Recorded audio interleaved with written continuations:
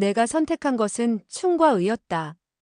어렸을 적에는 그 낡은 가르침이 어리석게 보인 적도 있었지만 이제 와서 세상에서는 오직 그것만이 우리 삶의 덧없음을 이겨나갈 수 있는 보람임을 인정하지 않을 수 없었다. 그런데 이 3년 동안에 나는 무엇을 얻었는가?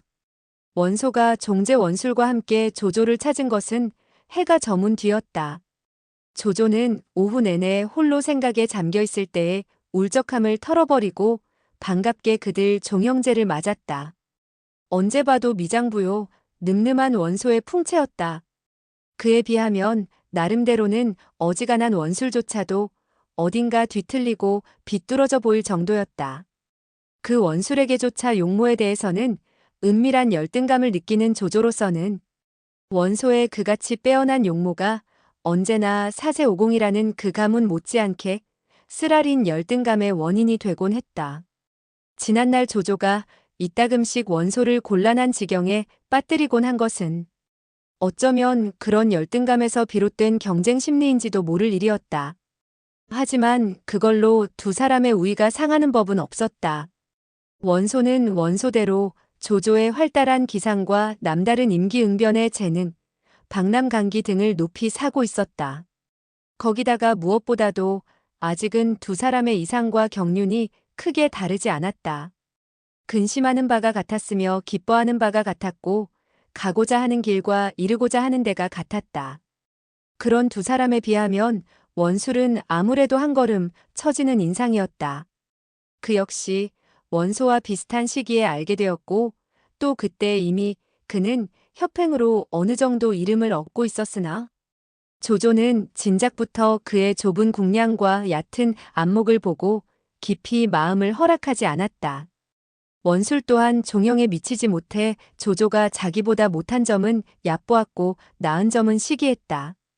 거기다가 원소도 종제보다는 조조를 높이 쳐 자연 원술은 두 사람의 교분의 들러리를 서는 것으로 그쳤다. 그래 천하의 청명한 복양의 장께서 임지를 두고 낙양엔 어인 행차신가.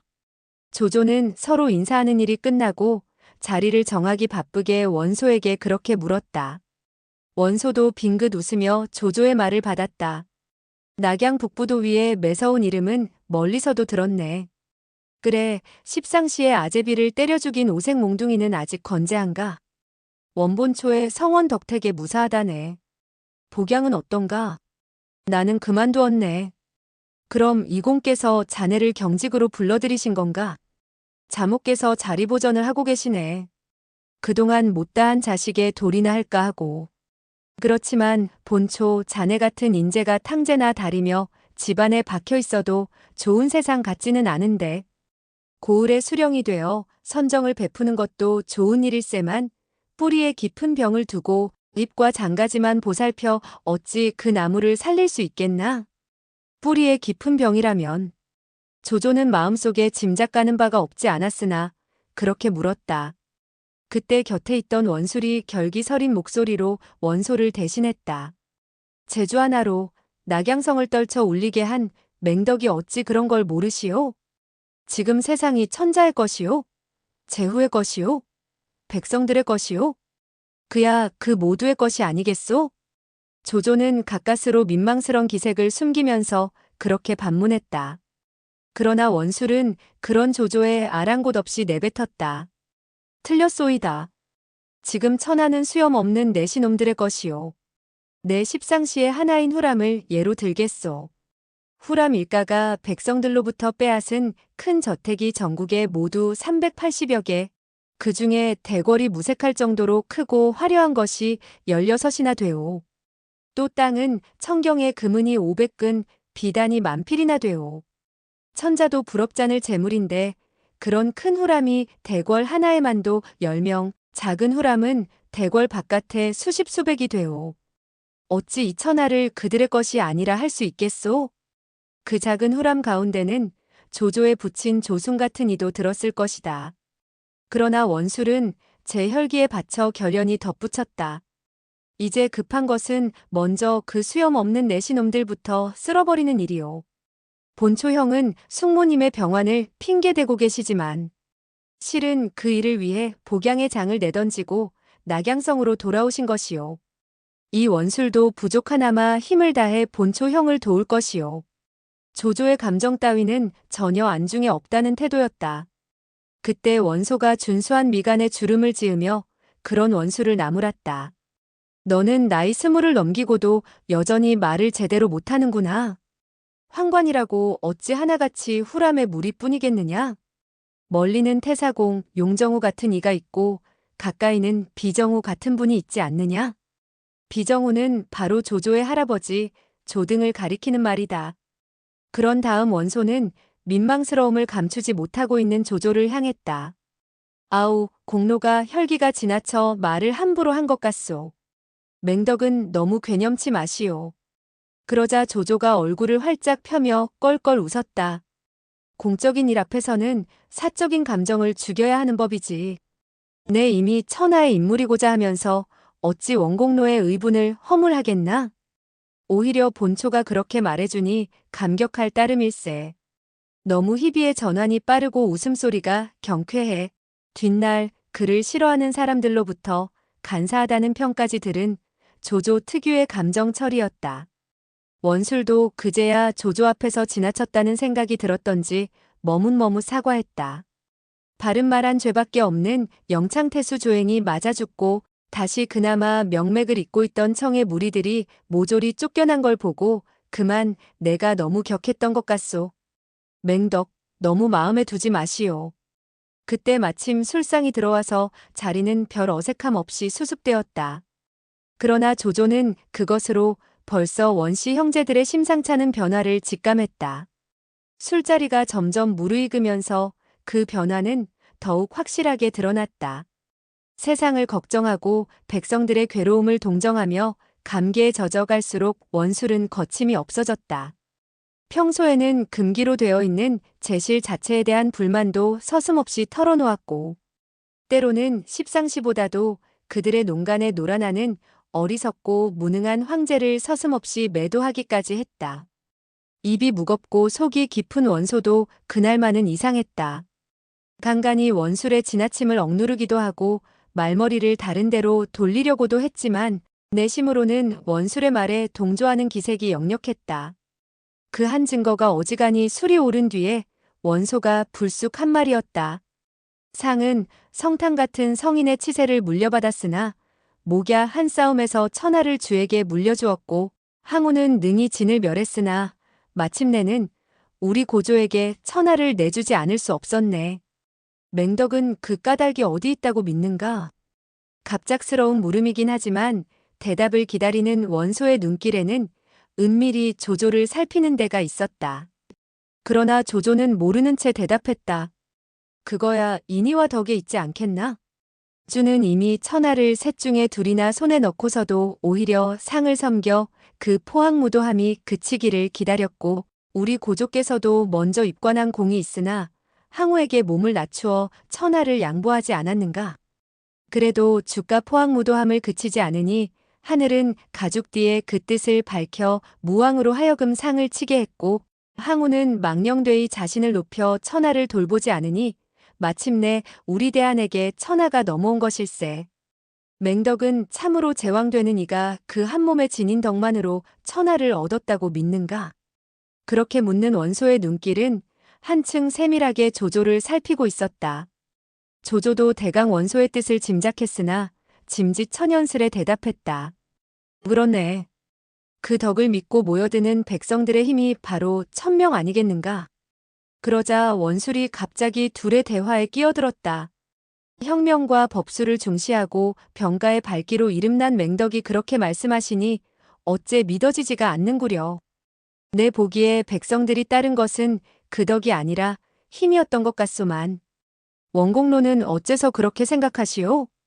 백성들이 상을 버리고 주를 따른 것은 문왕, 무왕 이대에 걸쳐 쌓인 주의 힘을 택한 것이요. 항우를 버리고 우리 고조를 따른 것은 장량, 한신, 소화 등으로 드러나는 힘을 취한 것이라 볼 수 있을 것이요. 자못 거침없는 말이었다. 그런데 조조를 한층 놀라게 만든 것은 그런 원술의 말을 받는 원소였다.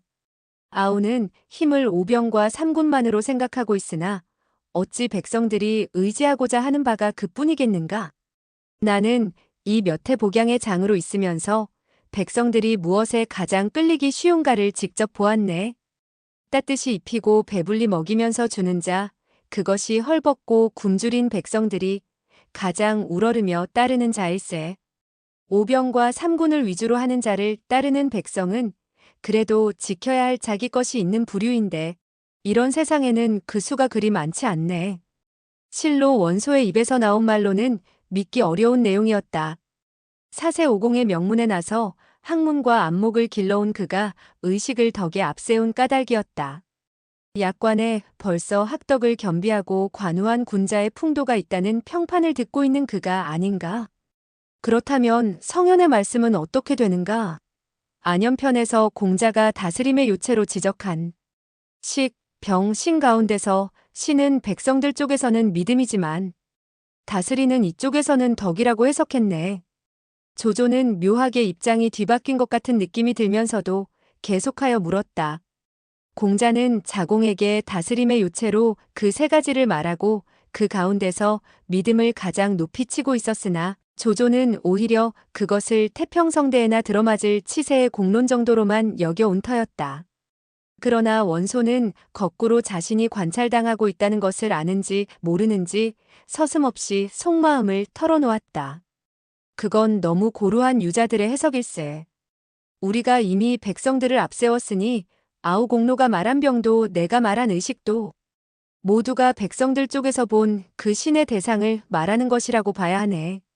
그리고 그 경우의 덕은 오직 평온한 치세에나 백성들이 그 믿음의 대상으로 택하리라는 게 내 숨김없는 믿음일세. 그 말을 듣고서야 조조는 확실하게 옛 친구의 변모를 알아낼 수 있었다. 지난 몇 년간 한 지방 관리로서 그가 백성들 사이에서 본 것이 무엇인지는 알 수 없으나 적어도 몇 년 전 육아의 이상으로만 세상을 바라보던 그 순진무구한 귀공자는 아니었다. 그가 본 백성들의 질곡과 한조의 부패 및 무능은 그의 혈관에 피가 되어 흐른다고 해도 좋을 대를 잇는 충성심에 깊은 상처를 준 것임에 틀림없었다. 그런 원소의 변화에 비하면 불경이라고 해도 좋을 원술의 다음 말조차 크게 놀랍지 않았다. 그렇소. 사실 따지고 보면 백성들의 충성이란 것도 자기가 나라로부터 받은 것에 대한 보답일 뿐이요.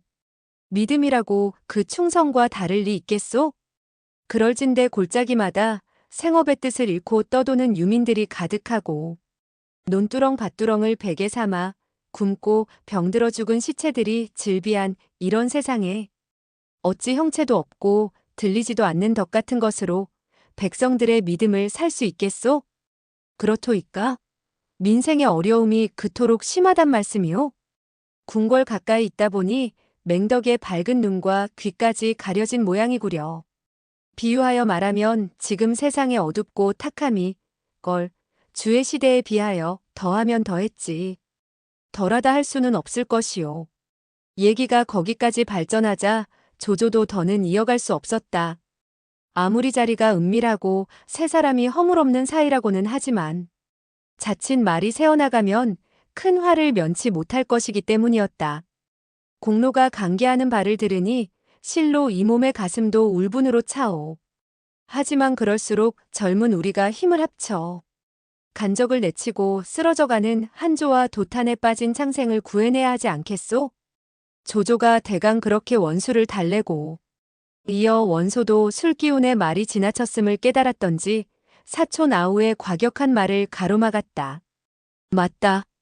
우리가 한 말은 그저 탁상공론일 뿐 지금의 세상에 그대로 들어맞는 말로는 너무 무엄한 데가 많다. 맹덕의 말이 옳다. 공론은 이제 그만 입을 다물라. 그리고 조조를 향해 술잔을 쳐들며 호탕한 웃음과 함께 말했다. 맹덕도 이제 시국 얘기는 그만하고 술이나 드세. 몇 년 만에 이 자리를 쓸데없는 관계로만 채울 수야 있겠는가? 더구나 나는 이제 한번 부중으로 들어가면 자목께서 다시 쾌차하실 때까지는 입에 술잔을 댈 수 없는 처지라네. 하지만 술자리가 파하고 그들 원가의 형제가 돌아간 뒤 조조는 한층 더 홀로 남겨진 듯한 기분에 울적해졌다. 술자리에서의 일시적인 감정을 토로한 것일지도 모르지만 조조가 어떤 육감으로 느끼는 것은 그들 형제가 다시는 한조를 위해 묘당으로 돌아오지는 않으리란 것이었다. 거기서 조조는 새삼자기가 택한 길을 되돌아보았다.